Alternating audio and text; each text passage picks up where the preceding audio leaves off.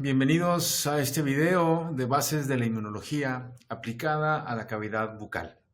Revisaremos el día de hoy la respuesta inmunológica innata, adquirida, algunas citoquinas, su función, de dónde provienen todas estas células, por supuesto el sistema inmunológico y los órganos linfoides involucrados. Iniciamos diciendo que el sistema inmunológico nos protege tanto de infecciones, invasiones de microorganismos como el desarrollo de células neoplásicas. Para su estudio, la respuesta inmunológica se va a dividir en dos, la respuesta inmunológica innata y la respuesta inmunológica adquirida. Dentro de la respuesta inmunológica innata, que es la primera línea de defensa contra la infección, es rápida y es no específica. Tiene principalmente 4 barreras: la barrera anatómica, la barrera fisiológica, la fagocítica y la inflamatoria, que veremos más adelante.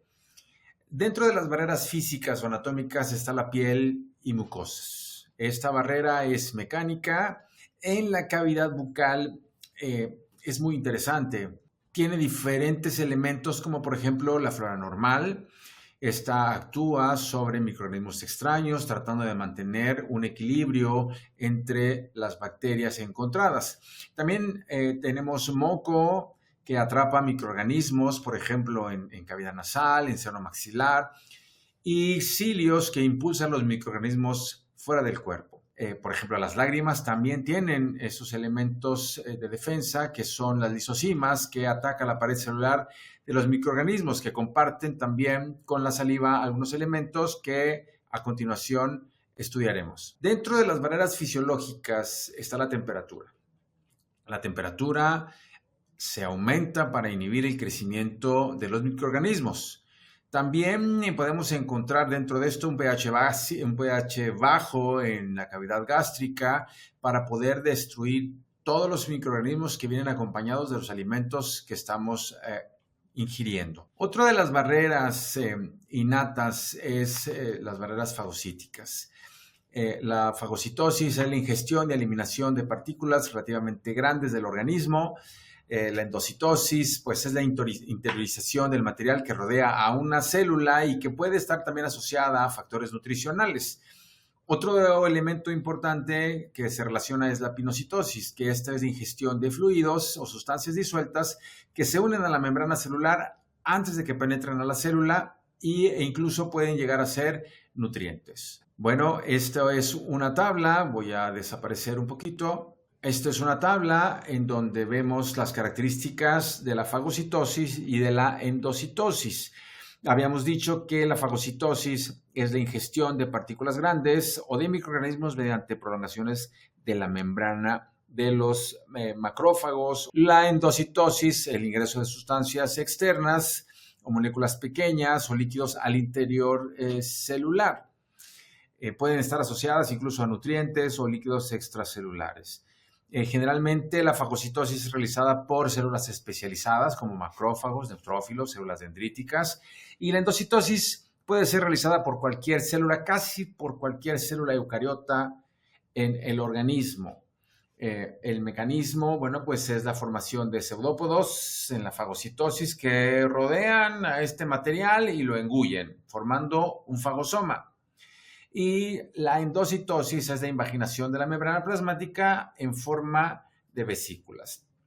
Una cosa importante de la fagocitosis es que tiene alto gasto energético, mientras la endocitosis tiene un menor gasto, aunque todos requieren un tipo de energía. ¿Cuál es la finalidad inmunológica de la fagocitosis? Bueno, pues como decíamos, la defensa contra patógenos, la activación de la inmunidad innata y adaptativa, mientras que la endocitosis tiene una función de nutrición celular o de regulación de receptores y presentación antigénica de manera indirecta, ¿no? El ejemplo clásico de la fagocitosis, bueno, pues está el neutrófilo fagocitando una bacteria en la sangre y por parte de la endocitosis, una célula intestinal absorbiendo nutrientes por endocitosis y mediada por un receptor. Dentro de la barrera inflamatoria, encontramos el daño al tejido o a la infección que induce un escape de líquido extravascular.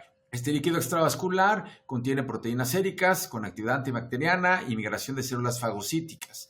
También contiene citoquinas proinflamatorias que están secretadas por el queratinocito. Una vez que se establece el daño, se expresan citoquinas proinflamatorias. Estas, por ejemplo, la interleucina 18 o la interleucina 37, estas son mediadores de inflamación. También se va a liberar una citoquina que es el factor de crecimiento beta, factor de crecimiento transformador beta, el cual va a también generar fibrosis y cicatrización, porque la inflamación y la cicatrización van de la mano. Se estudian por separado, pero es un proceso que va de manera conjunta. El queratinocito también secreta interleucina 1B, interleucina 6, factor de necrosis tumoral alfa y factor estimulante de colonias de granulocitos y macrófagos, que podría ser el puente entre la respuesta inmunológica adaptativa y la respuesta inmunológica innata. La inmunidad innata, entonces, en la cavidad bucal también se ha definido como barreras físicas que podrían corresponder a las anatómicas, las barreras químicas que podrían ser las fisiológicas, las barreras celulares, las fagocíticas y las barreras moleculares que pueden ser las inflamatorias. Dentro de las barreras físicas, que el epitelio bucal es el epitelio bucal estratificado, que es epitelio queratinizado de encía adherida y no queratinizado en la mucosa alveolar, que actúa precisamente como una barrera mecánica. Estas uniones intercelulares son muy estrechas y sellan las células epiteliales, impidiendo el paso de patógenos entre ellas. En el epitelio hay una descamación celular continua. Esto renueva el epitelio eliminando los microorganismos adheridos a la encía. Hay un flujo salival constante, que es el movimiento de la saliva que arrastra los patógenos y restos alimenticios y pueden ser deglutidos. También tenemos una capa salival, que es la película adquirida, sobre las superficies dentales que regula la colonización bacteriana. La saliva tiene un pH ligeramente ácido que inhibe el crecimiento bacteriano. La lisozima rompe la pared de la bacteria, especialmente las gram positivas. Posteriormente se secreta la lactoferrina, que secuestra el hierro, que es esencial para el crecimiento bacteriano. Se secreta histatina, debido a que cuando hay una baja de microorganismos gram positivos, gram negativos, bueno, pues puede surgir la cándida o algún hongo, y esta histatina es un péptido salival con acción antifúngica, pero que también tiene algunas funciones de reparación de heridas. Entonces se secreta la peroxidasa salival, que produce ciertas sustancias que dañan las membranas de bacterias. Las defensinas alfa y beta son péptidos antimicrobianos que también alteran la membrana de los patógenos. Decíamos entonces que los queratinocitos también detectan patógenos vía los receptores Toll-like, que son los receptores TLRS, que secretan citoquinas proinflamatorias. Estos receptores son los sensores de peligro. Son receptores del sistema inmune innato que se encuentran en la membrana de los macrófagos, de las células dendríticas e incluso de los monocitos. Estos receptores, también llamados PRR, detectan patrones moleculares asociados a patógenos, que son los PAMPs. Estos PAMPs se encuentran en la membrana de todos los microorganismos que tratan de invadir la cavidad bucal. Por ejemplo, pueden ser los lipopolisacáridos para bacterias gram positivas, los cuales son detectados por estos patrones de reconocimiento para poder ser fagocitados por los macrófagos o células dendríticas. Como comentábamos, también hay una liberación de factor de crecimiento transformador beta, que de manera concomitante generan o tratan de generar cicatrización y fibrosis. Las células dendríticas, por su parte, presentan los antígenos a los linfocitos T, que regulan la respuesta adaptativa. Otra de las barreras celulares que tenemos son los macrófagos residentes. Estos fagocitan los patógenos y secretan también citocinas importantes. Los neutrófilos son los primeros en llegar a los focos de infección y forman unas redes denominadas NETs. Estas NETs son trampas extracelulares, que son redes fibrilares de neutrófilos que contienen quimiosinas, citoquinas, proteínas del sistema de complemento y especies reactivas de oxígeno. Una cosa muy interesante es que, por ejemplo, en pacientes con enfermedad periodontal, que ya se ha establecido la enfermedad, las células madre multipotenciales, cuya diferenciación es en diferentes células de un mismo tejido, tienen cambios epigenéticos y que pueden hiperreaccionar ante cualquier cambio disbiótico en la cavidad bucal generando una mayor respuesta inflamatoria, ocasionando daño en los tejidos y perpetuando la enfermedad periodontal. Por su parte, las células natural killer eliminan células infectadas o tumorales por citotoxicidad. Estos linfocitos natural killer no necesitan ningún receptor. Estas son partes del sistema inmunológico innato. Dentro de las barreras moleculares tenemos a la interleucina 1B, al factor de necrosis tumoral alfa y a la interleucina 6. Estos inician la inflamación y activan las células inmunes. La interleucina 1 beta está producida por macrófagos, monocitos, por los mismos queratinocitos, y estos activan las células endoteliales generando quimiotaxis y fiebre. La interleucina 6 también es un puente funcional entre el sistema adaptativo, también secretado por queratinocitos, y estimula la activación de linfocitos T y linfocitos B. Por su parte, el factor de necrosis tumoral es secretado por macrófagos, natural killer, linfocitos T, los queratinocitos, y activan el endotelio vascular. También generan apoptosis y quimiotaxis para neutrófilos. Lo que habíamos dicho, los receptores TLRS, que son receptores tipo TOL, que detectan los patrones moleculares asociados a patógenos en bacterias y virus y activan vías de transcripción para poder lograr una respuesta inmunológica innata. Otra de las barreras no menos importantes del sistema innato es el sistema de complemento. El sistema de complemento son más de 30 proteínas plasmáticas que se forman en el hígado y que circulan de forma inactiva. Se activan en cascada para eliminar patógenos, promover la inflamación y facilitar la fagocitosis. Estos, al aumentarse, amplifican la respuesta inmune y pueden ser estimulados por los monocitos y células epiteliales. La mucosa oral entonces está conformada por encía estratificada. Dentro de los diferentes estratos fungen como también parte de la inmunología innata o del sistema inmunológico innato. La encía estratificada es el estrato córneo que funge como protección. El estrato granuloso, que es la siguiente capa, frena la colonización, mientras que el estrato espinoso conserva la estructura a través de los desmosomas, el plasma y la membrana celular. La secreción de péptidos antimicrobianos como las defensinas alfa y beta son antivirales y antifúngicos. Los péptidos son moléculas conformadas por dos proteínas que actúan como mediadores entre las células del sistema inmune y los microorganismos. Por su parte, las catelicidinas rompen la membrana de los microorganismos e inhiben la reproducción en el biofilm. Explicaremos ahora dónde se forman las células del sistema inmunológico. Los órganos linfoides primarios, que son microambientes para el desarrollo y maduración de todo este sistema, de todos los linfocitos, se encuentra en la médula ósea. La médula ósea produce células de stem, células madre. Estas células madre se van a dividir o se van a clasificar en 4 tipos. Las células totipotenciales, que son capaces de formar un organismo completo. Las células pluripotenciales se diferencian en las 3 capas germinativas, ectodermo, endodermo y mesodermo. Estas dos células, estos dos tipos de células, totipotenciales y pluripotenciales, son células embrionarias. Las células multipotenciales tienen la capacidad de diferenciarse en cualquier célula de un mismo tejido. Las unipotenciales es la diferenciación de un solo tipo de célula, pero estas pierden su capacidad regenerativa. Dentro de la médula ósea, entonces, hay series progenitoras de células, por ejemplo la serie mieloide-eritroide, que es la que nos incumbe ahora, es la que es encargada de formar monocitos y granulocitos que van a dar a luz a los macrófagos y a los neutrófilos, también a los eosinófilos, a los basófilos, a los megacariocitos y a la serie eritroide. Los granulocitos generan daño directo a los patógenos, regulan la actividad de otros leucocitos,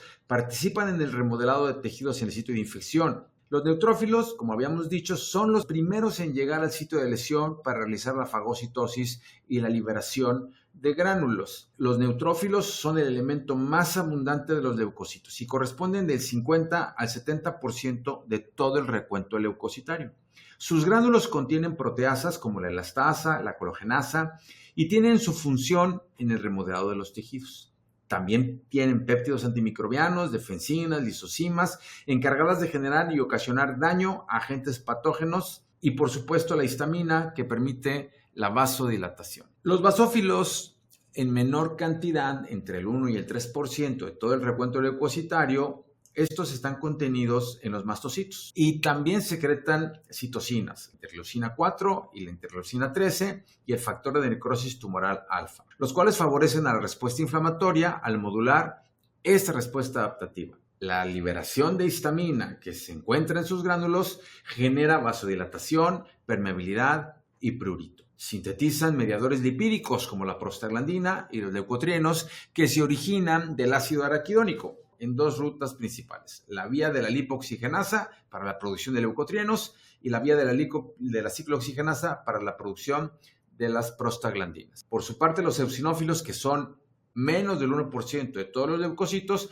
contienen proteínas catiónicas que dañan la membrana de parásitos, activan los mastocitos y basófilos para que se degranulen y producen especies reactivas de oxígeno. Por su parte, la serie linfoide va a ser progenitora de células T para los linfocitos T, la progenitora de células B para los linfocitos B, las células dendríticas especiales del linaje linfoide y las células natural killer. La médula ósea se considera el órgano linfático primario. En el timo es donde se genera la maduración de los linfocitos T y se generan sus diferentes receptores. Por su parte, los órganos linfoides secundarios están constituidos por ganglios linfáticos, por el vaso y por el tejido linfoide asociado a mucosas llamado MALT. Los ganglios linfáticos son el microambiente ideal para el encuentro de antígenos y linfocitos. Es parte ya de la respuesta inmune adaptativa y todos desarrollan folículos linfoides, que son microambientes altamente organizados, en donde el desarrollo y la selección de linfocitos B sucede para la producción también de anticuerpos.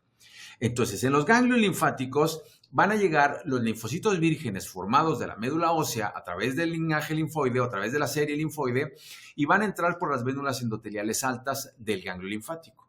En la paracorteza, los linfocitos T reconocen a los antígenos y se diferencian en subpoblaciones CD4 y CD8.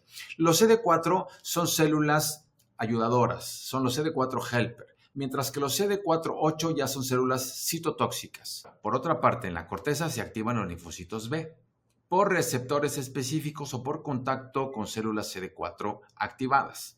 Los linfocitos B, a través de las células plasmáticas, producen anticuerpos y regresan al folículo para formar un centro germinal. Los linfocitos maduros salen entonces por los linfáticos eferentes.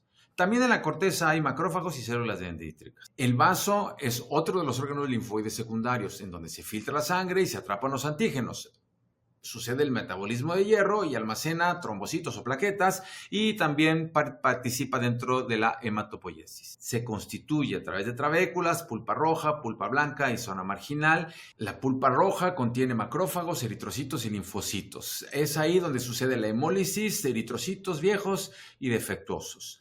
En la pulpa blanca se encuentran folículos de células B y centros germinales, mientras que en la zona marginal del vaso contiene los macrófagos, linfocitos B y es la primera línea de defensa contra antígenos encontrados en la sangre. Mientras tanto, el tejido linfoide asociado a mucosas se puede dividir en el sistema digestivo, en la piel, en el sistema urogenital y el sistema respiratorio a través de diferentes nombres. Dentro del tejido linfoide asociado a mucosas, en el sistema digestivo, pues están las placas de Peyer, las amígdalas, las adenoides, el apéndice, que son principalmente productoras de células M, linfocitos intraepiteliales y que son presentadoras de antígenos y en donde se encuentran linfocitos T abundantes. Por su parte, en la lámina propia de este tipo de elementos se encuentran los linfocitos B, las células plasmáticas para la respuesta adaptativa. Este es un esquema en donde vemos un resumen de lo que hemos estado hablando.